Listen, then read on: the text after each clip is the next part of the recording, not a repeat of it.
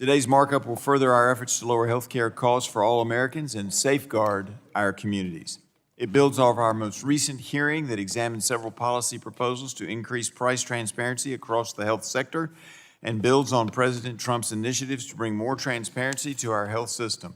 The markup also builds on the work this subcommittee did in passing the Halt Fentanyl Act led by myself and Mr. Latta and the Support Act for Patients and Communities Reauthorization Act led by Chairman Guthrie, both of which President Trump signed into law last year. Healthcare costs remain one of the most important challenges facing American patients, families, and employers. Today's health system can be complex and difficult to navigate, leaving many Americans without clear information about the cost or quality of care they receive.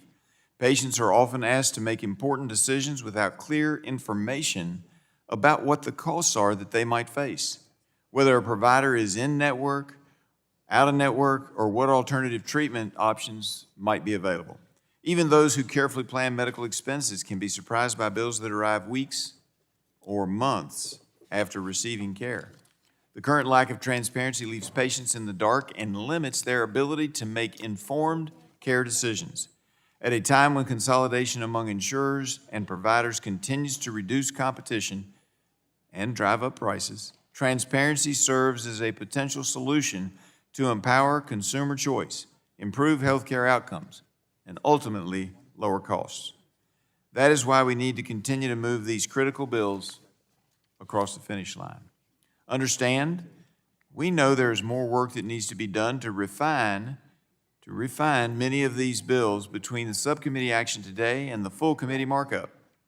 But this is something that has been important to both sides of the aisle, and I look forward to continuing our work. One of the bills under consideration is the Lower Cost, More Transparency Act, which is a continuation of our transparency work from last Congress. The bill codifies many of the regulations implemented by the Trump administration and aims to bolster transparency and compliance. It does so by requiring hospitals and providers to publicly post prices for their services, and it standardizes information for these charges and services provided by these entities. Some of the other transparency bills in front of us today will bring more accountability and visibility into commercial and Medicare Advantage insurance plans.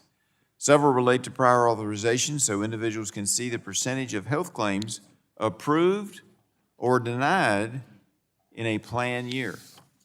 Another bill aims to bring transparency into premium dollars, which can help consumers better understand how plans are using their premium dollars.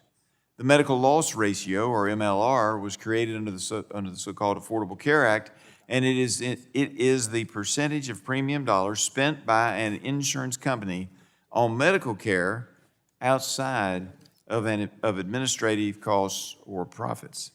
As we heard in our Healthcare Affordability Series hearings, there is a gaming of this accountability measure.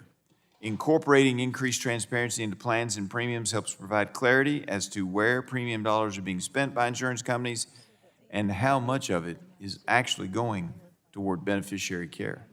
Additionally, there are several bills under consideration that continue our efforts into the illicit drug space.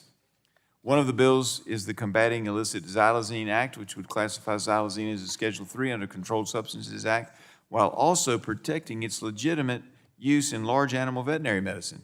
The bill is important to my district because, according to the National Cattlemen's Association, Virginia's 9th District is the largest cattle-producing congressional district east of the Mississippi, and my district is physically home to 2 veterinary schools.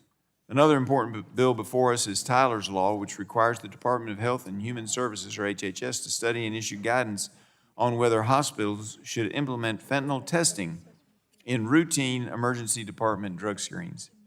Lastly, we will consider a couple of bills involving community health centers, one of which is led by Vice Chairwoman Harshberger.